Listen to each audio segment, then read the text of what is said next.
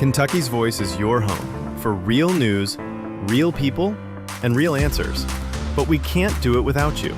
Your financial support helps us bring truth to the forefront, hold leaders accountable, and give a voice to the people of the Commonwealth. Join the fight today. Give online at kyvoice.org or text KYVoice to 53555. Every gift makes a difference. With us, speak up, stay strong. You are Kentucky's voice.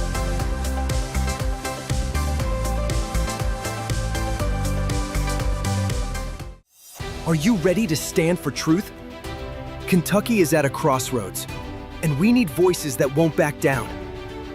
This is your moment to rise, speak up, and be part of a movement that's changing the narrative in the Commonwealth.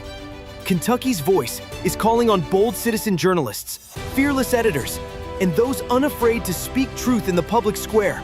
Volunteer, intern, contribute. Scan the QR code or visit kyvoice.org to join the fight. This is more than media. This is your moment. You are Kentucky's voice.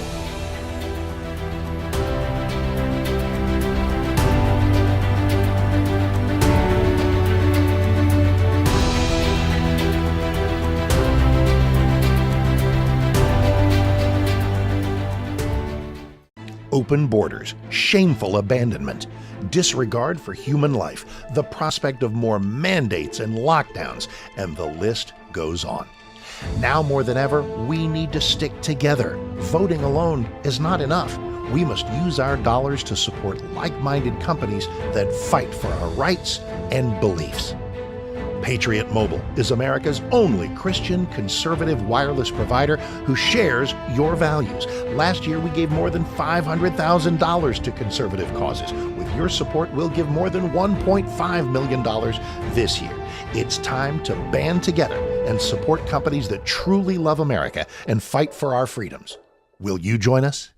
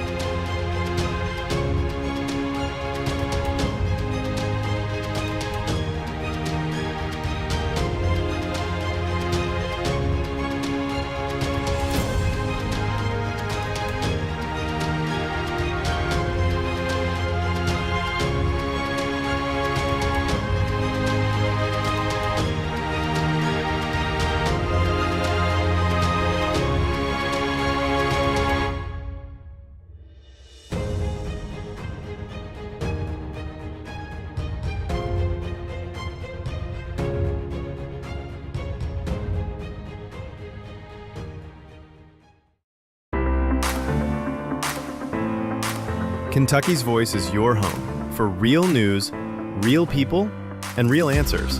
But we can't do it without you. Your financial support helps us bring truth to the forefront, hold leaders accountable, and give a voice to the people of the Commonwealth. Join the fight today. Give online at kyvoice.org or text KYVoice to 53555. Every gift makes a difference. Stand with us, speak up, stay strong. You are Kentucky's voice.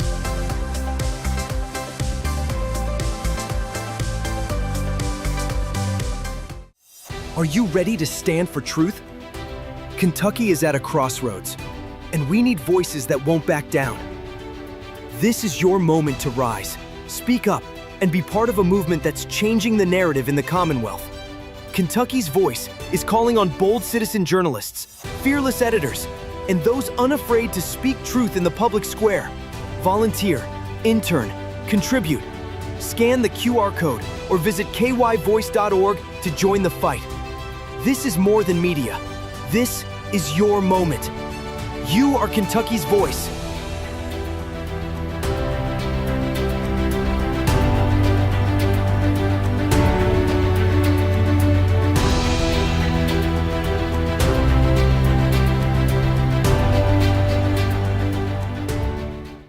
Open borders, shameful abandonment, disregard for human life, the prospect of more mandates and lockdowns, and the list goes on.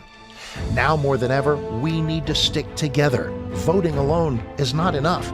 We must use our dollars to support like-minded companies that fight for our rights and beliefs.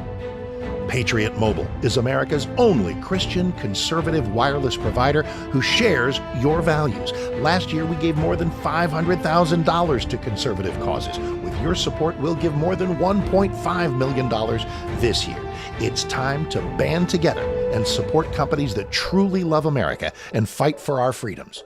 Will you join us?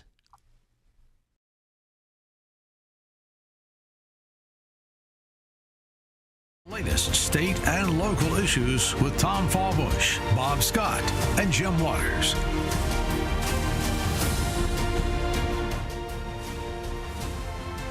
Good morning, Kentucky. Good morning. I'm Vladimir Aguilar. I'll be your host for today's show, and I got a few issues to address on this show today, but I'm not alone. So I'm bringing some special guests today to talk about some local issues that has been on the news for the last 24 hours on the community and especially on the news.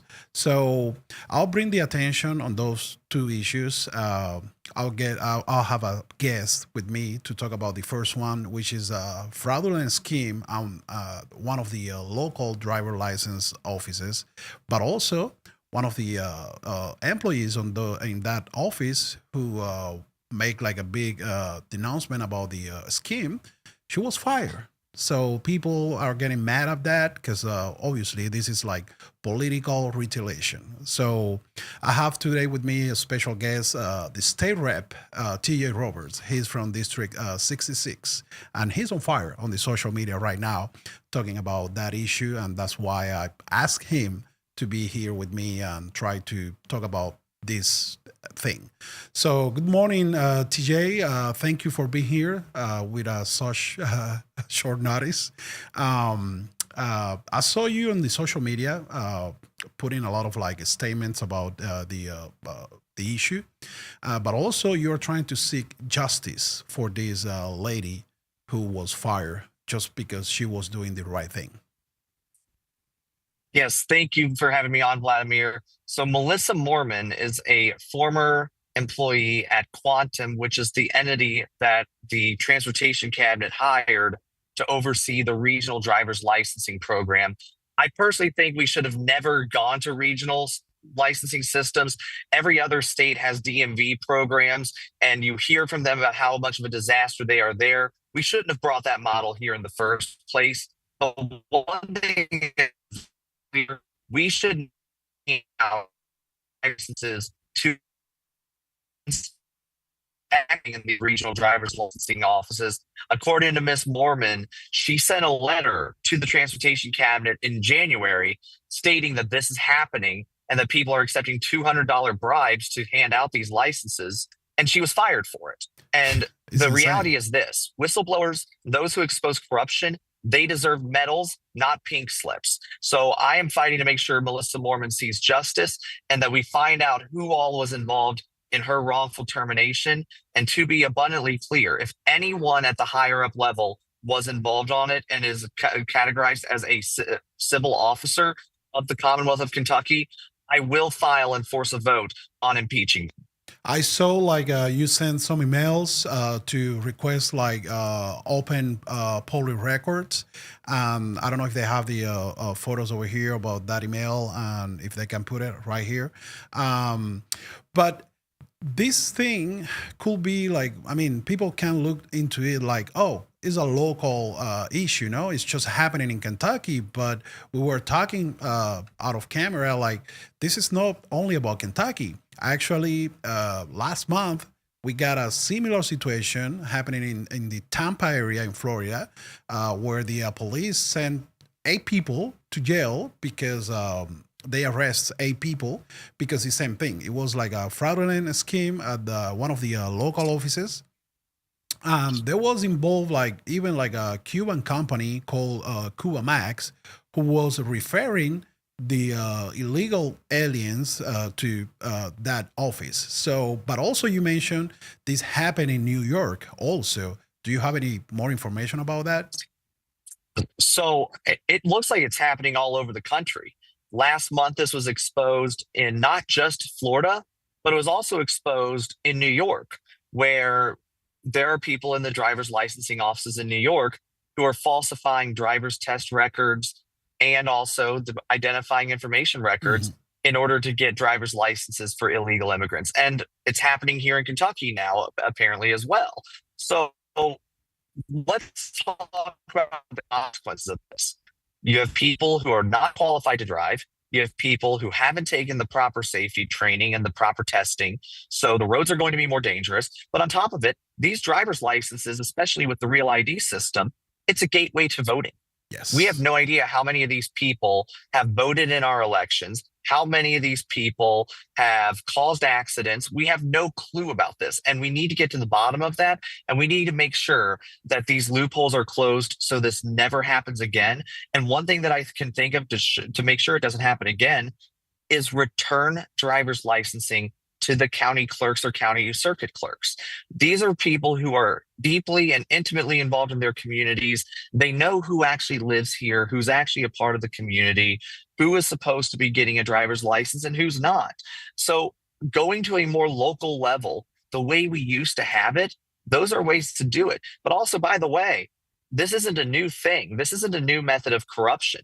In Illinois, former Governor George Ryan was criminally convicted in federal court for selling driver's licenses to people who were not legally able to have them. He got 6.5 years in federal prison for bribery, extortion, money laundering, tax fraud, and uh, and a host of other issues.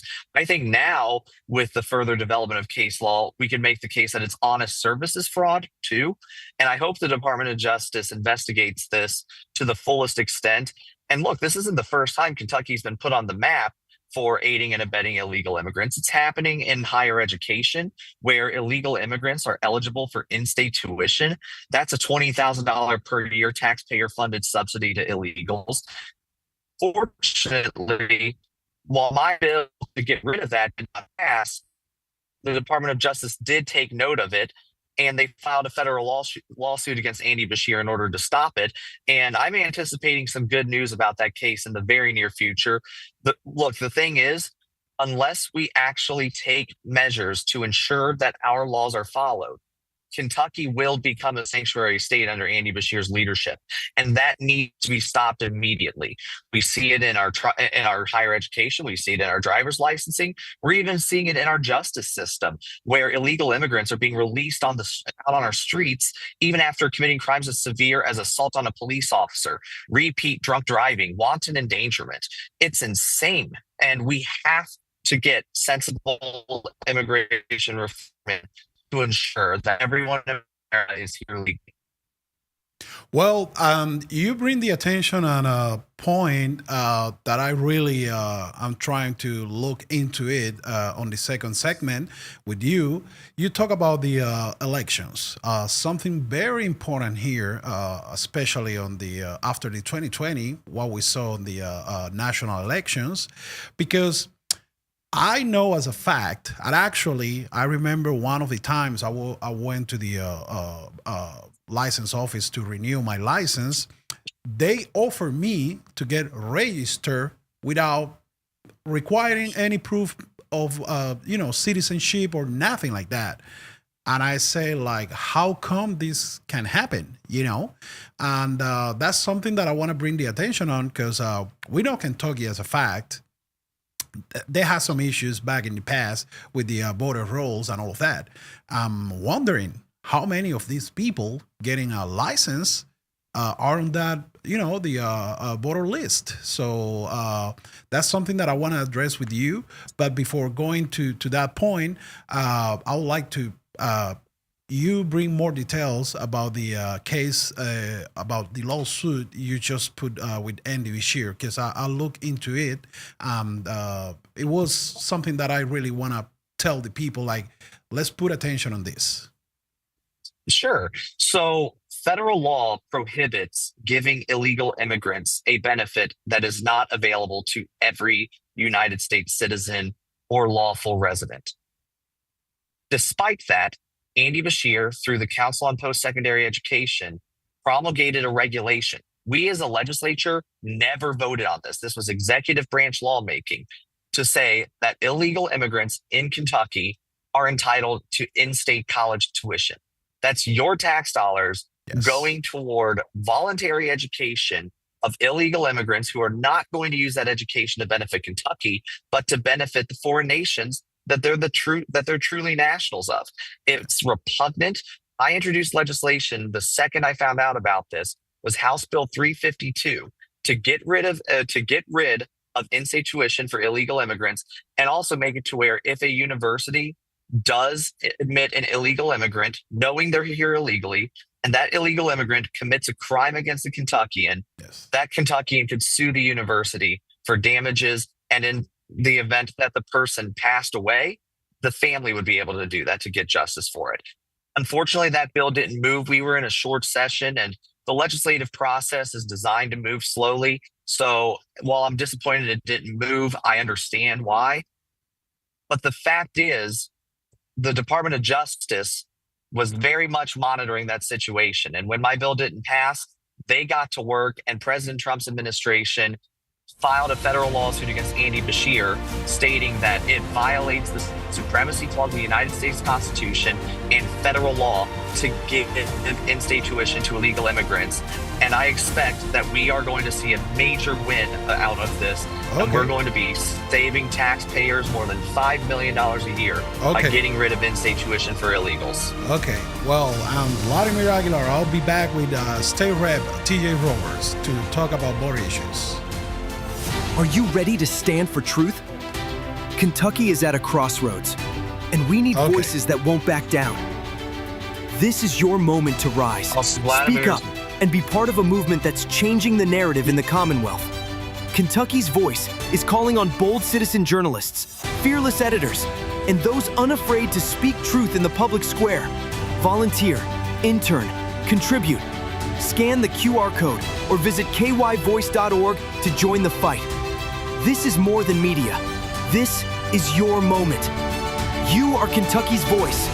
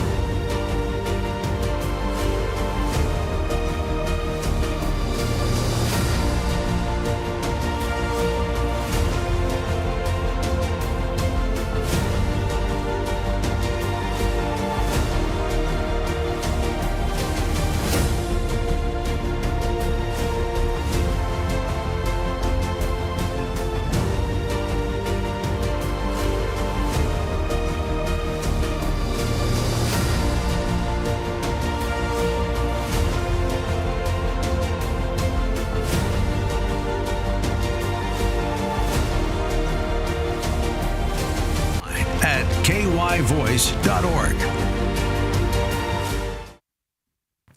So we are back now. Remember, I'm Vladimir Aguilar, your host for today's show. But also, we got a phone number that you can text to the radio station to think what do you think about those issues that we are talking today. Is the 502-571-0970. So feel free to text whatever you think about those issues on the local license office as a fraudulent scheme.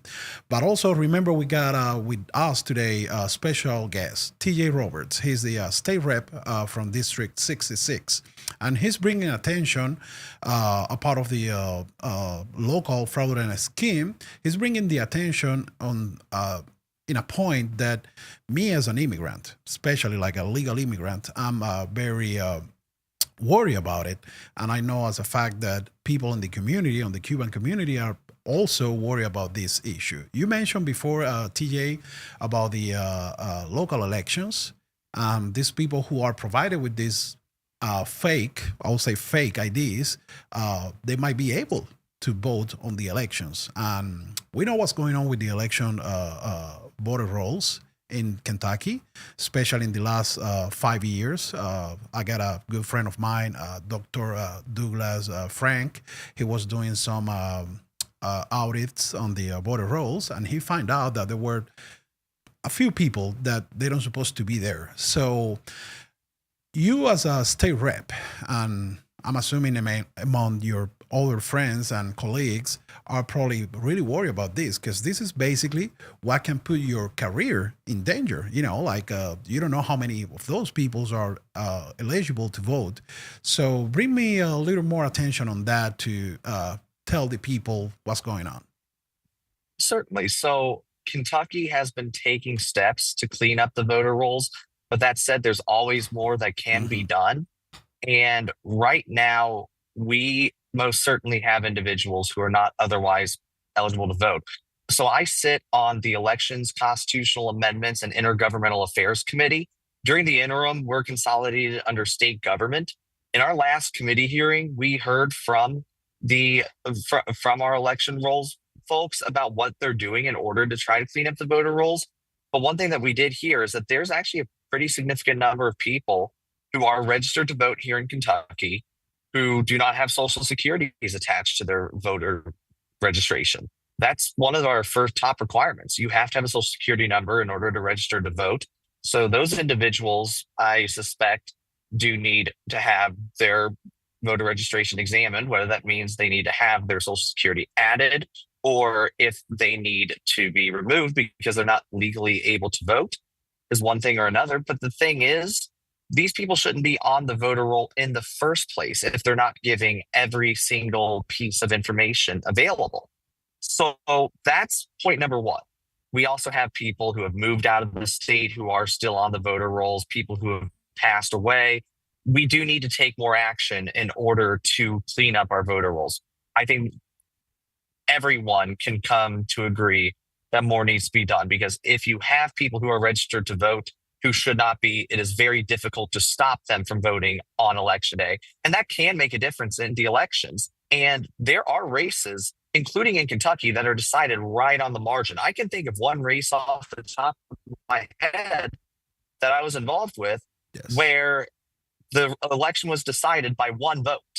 That has happened. Every vote should count that is legal. Every illegal voter should be removed from the voter rolls. And frankly, it's a slap in the face to every person who is legally able to take part in our elections that there are ineligible voters, like this driver's license scheme.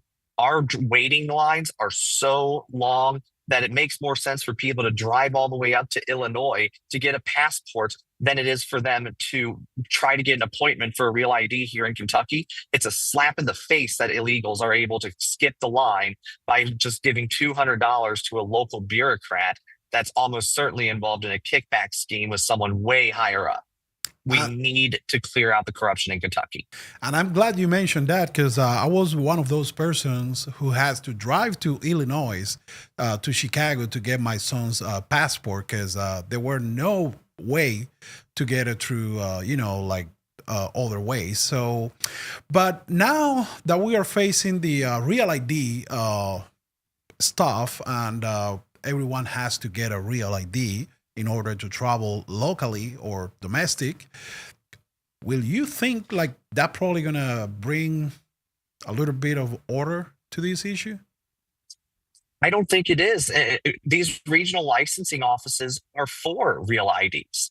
So I don't think the real ID system is actually solving the problem at all. If anything, it's making it worse. These regional license offices are a response to the federal real ID rollout.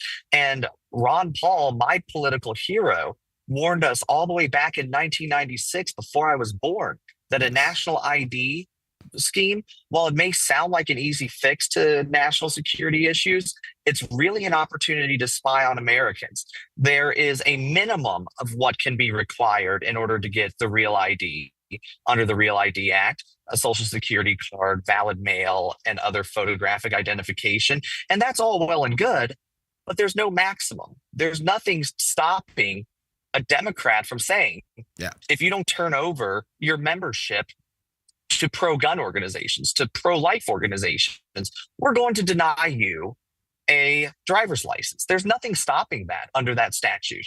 It's unconstitutional, but constitutional challenges can take years, Vladimir. So that's my concern. I don't think the Real ID scheme actually helps. If anything, this is a result of it.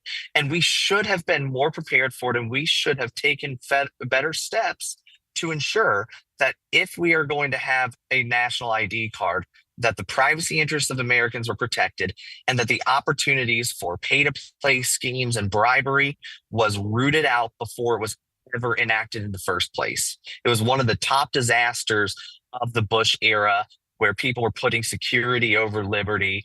And case in point, the Real ID Act was written by the drafter of the Patriot Act, which has been one of the biggest disasters for civil liberties in our nation's history.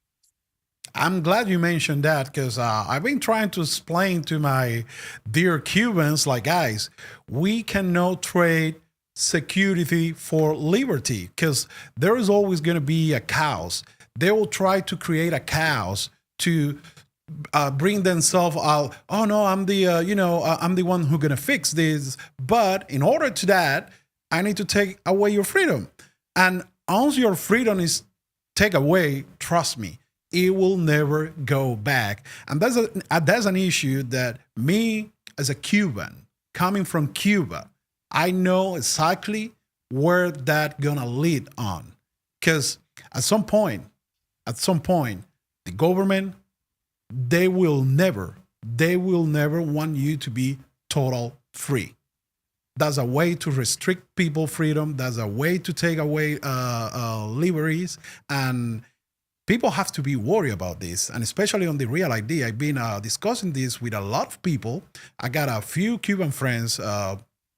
They've been telling me like, hey, people in the community, they are getting letters from this Kentucky Cabinet Transportation telling them, like, you have to send back that ID, that fake ID. Otherwise, you're going to have legal issues. And they've been protesting for that. I said, guys, you are breaking the law. You are breaking the law. You're supposed to do the right things once you're in America. Because remember, we came from a country where the law is broke by the government. So there's no way you can take that as a statement like, oh no, this is my freedom. I have the freedom to do this. No, that's not right. So thank you for being here, TA. I really like the hat that you is wearing today, Ron Paul Revolution. And I really thanks for the short notice call. I hope to work with you in the future to bring more attention on local issues with the Kentucky residents. And you are more than welcome to the Kentucky's Voice radio station. So thank you for being here. Thank you so much, Vladimir. And John Adams once said that the eternal vigilance is the price of liberty. So I urge all of you guys to be eternal watchdogs to root out corruption in Kentucky so we can truly be a free Commonwealth. Amen. Amen. We'll be back.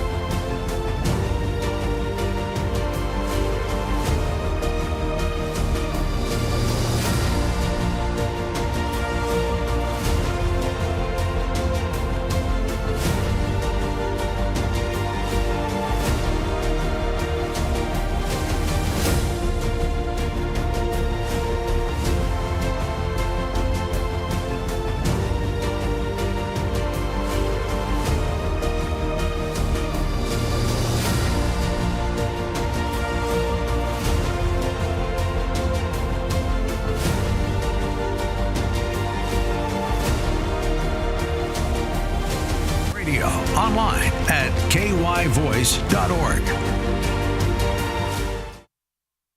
Welcome back, guys. Remember, this is Kentucky's Voice. I'm your host, Vladimir Aguilar, talking about local issues in the community. Also, remember, we have a phone number on the studio that you can text about the things we are talking here, 502-571-0970. So feel free to text about any opinion, any advice or whatever you think is good for trying to develop those comments. So the last 24 hours has been local madness over the gun issues in the local community. We just got yesterday a woman was shot to death while she was walking her daughter to the bus stop around 8 o'clock in the morning. They were shot fires near to a local bus stop, and a woman resolved dead out of those shots. Now we are addressing this issue like I'll say like one of the main issues we are confronting in the city, especially since the last week we also had another shooting made by a 15 years old teenager, and he's in custody, thanks God, but the shooter from yesterday, he's still at large. So I want to play clip number one here from the local mayor statement, and to see what he says about it. Emotion that I've had all day is I'm angry. I'm angry at the individual who killed this woman today. I'm angry at the two people who shot at the same bus stop last week. I'm angry that people still do this in 2025 in our city at bus stops, and that we keep having the same conversations over and over again as a city, as a state, that we keep hearing expressions of thoughts and prayers for victims. Friends, anger is not going to solve this, as angry as I am. I know that. We all know that. So let's think about what we can do. Where do we go from here? Because I firmly believe that every person in this city, a city with hundreds of thousands of good and loving and caring people, can and want to do more. Well, believe it or not, I'm agree with the mayor. Angry won't solve this issue.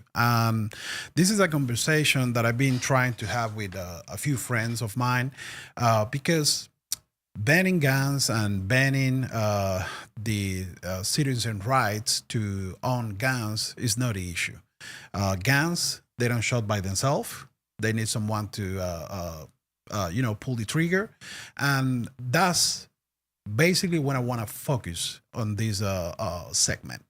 In the last few years, we've seen like a bunch of like crime on the illegal guns concerning, and most people don't realize beside this issue, we have the main issue, which is parenting, education, and of course, the safety of the community. That's something that the local government needs to provide to the city. There is no way that the local enforcement can provide safety for the community. That's the first thing. And the second thing, it's like local politicians, they always trying to blame the gun rights, which is not true. Me as a gun owner and my family also, we always trying to have safety first thing on the how to storage and how to handle those guns, but also we have the education to understand like guns are no a threat for people. People are a threat for people. And that's something that I want to bring some attention, especially like now that we have local politicians running for the council positions. I have a good friend of mine, Jose Vasquez. He's one of the good people trying to bring more attention on this, and he's really working close with the local police department, LMPD. Um, we were talking last night. I want him to be here with me today, but he couldn't make it. We were talking about this issue, the local safety for the communities. He points something that I really feel is the main issue on this, like local agendas from those politicians.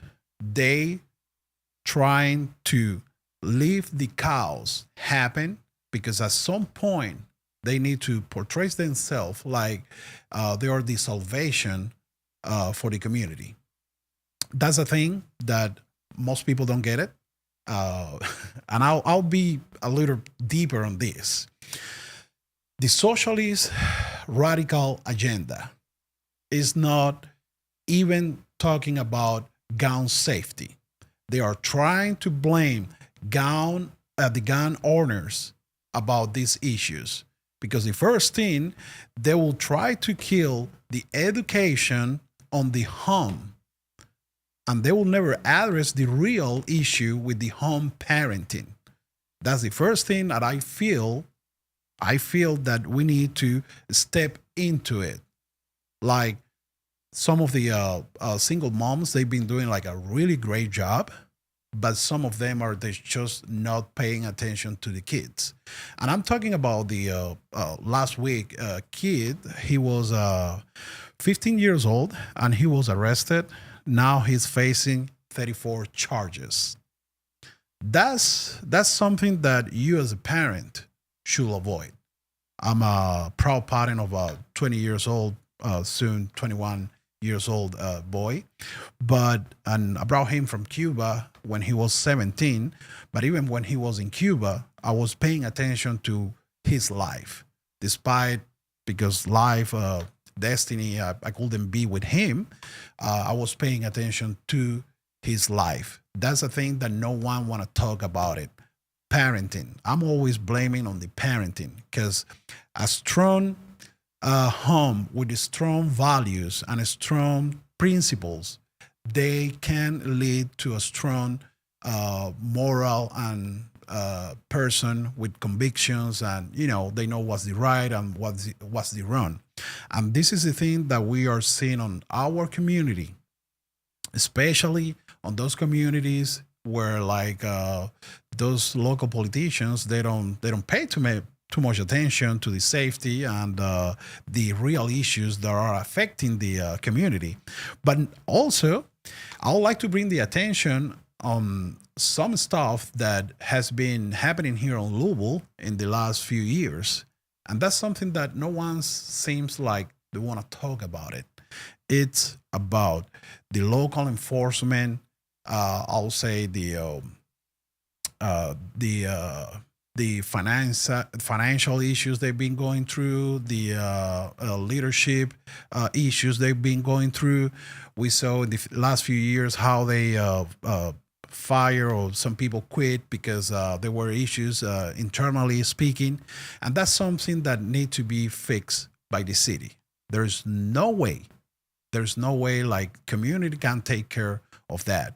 Yes, we do need more safety from the local enforcement, of course, but also we need the local government to take care about those internal issues within the local enforcement. That's something that I'm going to address on the last segment, because believe it or not, this could be all a mix of issues that lead to that woman get shot yesterday. JCPS has been putting some statements out there, the local educational system, especially sending some remarks on the fighting, the shoot fightings and all of that. But also JCPS has some issues in the past with the guns on the schools. I'm going to bring more attention on that in the next segment, because believe it or not, this is something that is affecting the community. And I feel parenting is the main is the first security circle for this issue, but also the schools are the second security circle for this thing. So I'm gonna bring more attention on that. Especially, I'm gonna bring a history, a personal history. When my son was on the high school, on Eastern High School, what happened in that day, especially because they were trying to this issue, do not go outside there on the news, because of course no one's want to go through the bad press. But we need to talk about this, guys. We need to talk about this. This is our people life in danger, in the not even like, you're not on the right spot, on the wrong spot at the wrong time. No. You're just taking your kid to get the bull's call. So let's see what happens with that. I'm gonna go deeper in the next segment, and I'm probably gonna put some statements out there like people won't like, but I mean, the truth needs to be said. Believe it or not, that's the only thing that will make us free. God said that on the Bible, and I'm always trying to file that path. So remember, we got a phone number on the community in the studio that you probably want to text to 502-571-0970. Text me. Let me know what you think about all these local issues. Let me know what you think about the so-called quote marks, so-called gun control, what the local politicians can do to try to solve those safety issues in the community. Remember, this is Kentucky's Voice. I'm Vladimir Aguilar, and I'm your host for today's show. I'll be back in about 1 minute to talk about more issues in the community.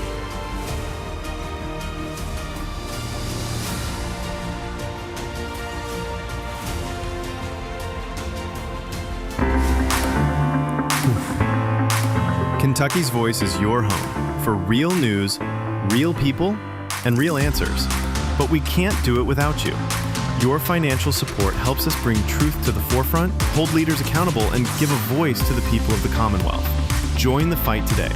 Give online at kyvoice.org or text KYVoice to 53555. Every gift makes a difference. Stand with us. Speak up. Stay strong. You are Kentucky's voice.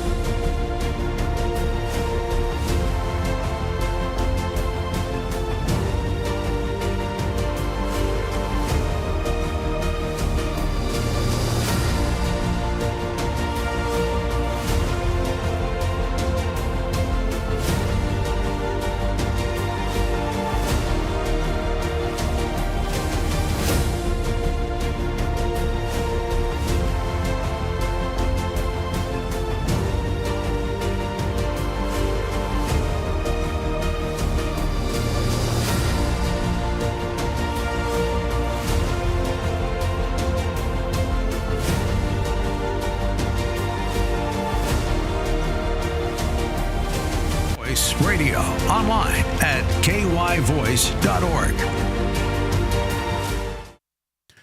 Welcome back, guys. I'm Vladimir Aguilar, your host for the show today. Remember, we got a phone number on the studio that you can text. You can send your opinions on any of the issues concerning the community right now. That phone number is 502-571-0970. Today, we are talking about the local issues we have with the gun violence related to the yesterday shooting of a woman who was walking her daughter to the bus stop around 8 o'clock in the morning.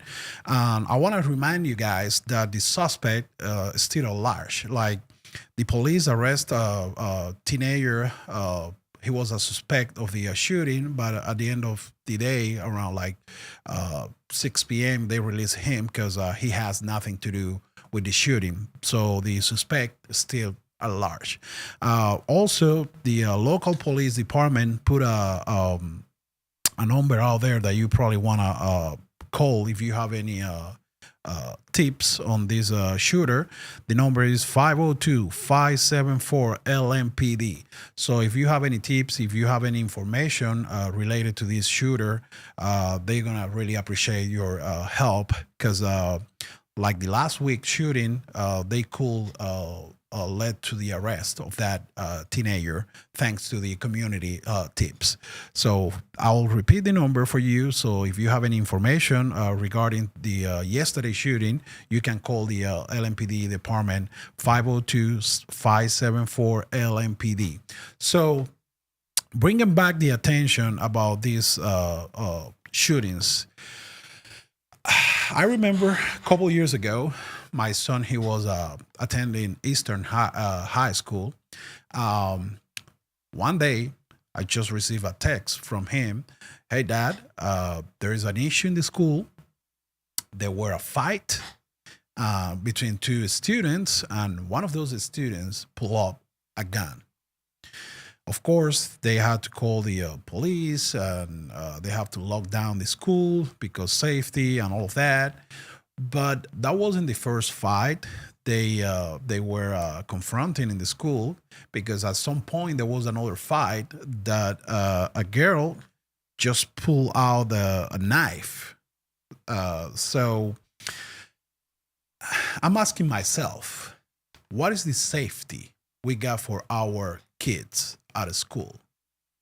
This is something that local educational system, the local JCPS need to address, especially with the parents, because we are going to work. We think like our kids are safe in our schools, but it seems like some parents are not paying attention to what their kids bring to the school. And my big concern about all of this, is there any agenda? Is there any agenda? Is there any, I don't know, I'll say hidden policy to let those things happen? What do you think? Remember, you can text me, because sometimes we don't want to go on the paranoid side, but it can be like the common sense dictate. Like, how come one of the I'll say the largest educational system in town, they cannot provide the safety for the schools, but they can pay thousands of dollars to put I'll say like a sign on the highway to say congratulations to Martin Polio, the superintendent.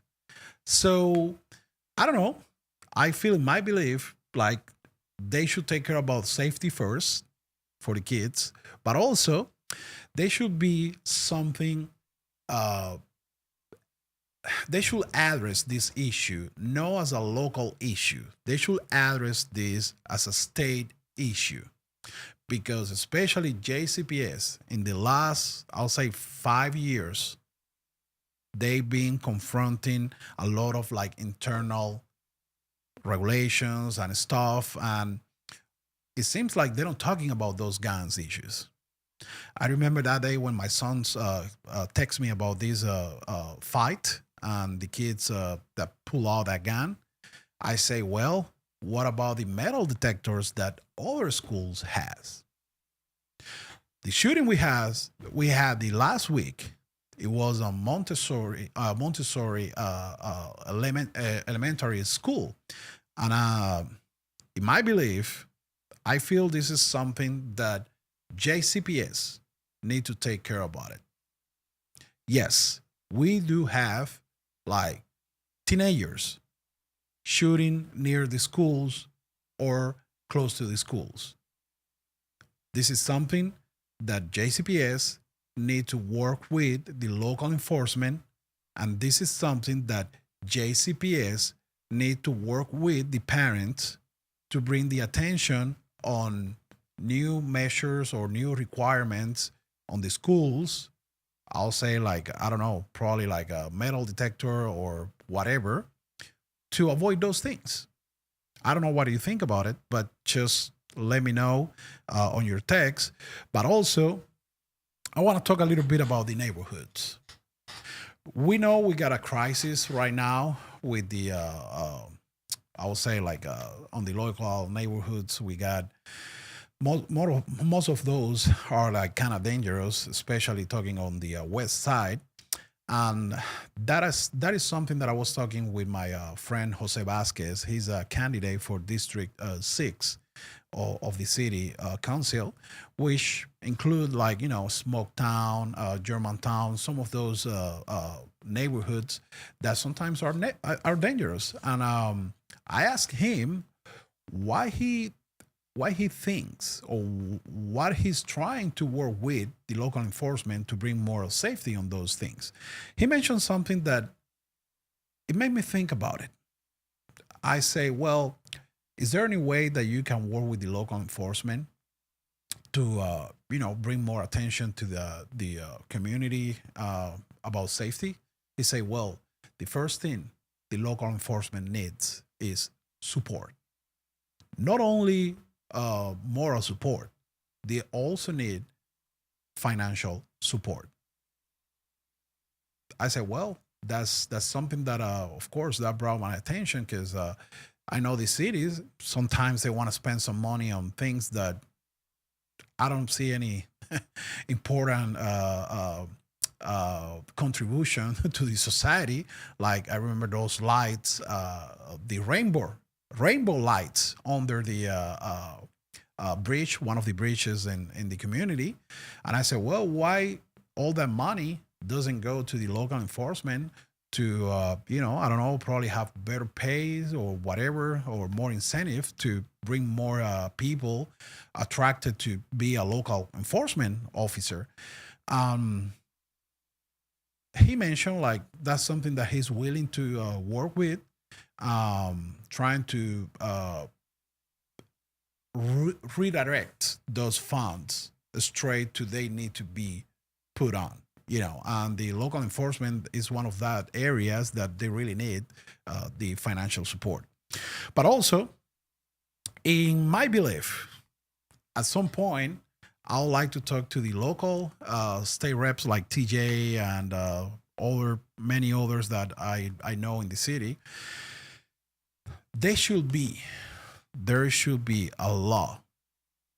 There should be a law that bring parents accountable for their kids' actions. This might be a radical measure or something like that, but I feel this need to be made. Parents, they need to be held accountable for their kids' action. That gonna bring the parents to pay more attention to what their kids are doing. And despite there's a bunch of like laws already and programs and other local strategies to deal with that, is not enough. It's not enough. We cannot deal with a shooting every single week. We cannot deal with someone get killed just because they walking their kids to the bus stop. This need to stop one way or another. And trust me, restriction on gun rights is not the answer for it. I know as a fact that Kentucky is an open carry state, and when you hear about those shootings, they are more located on those places where the parenting is an issue. It's kind of weird to hear like a shooting in the middle of Western Kentucky or Northern Kentucky or, I don't know, Southern Kentucky.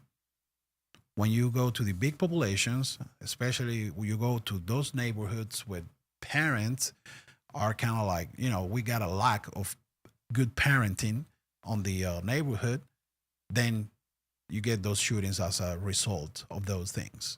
So I don't know what you think about it, guys.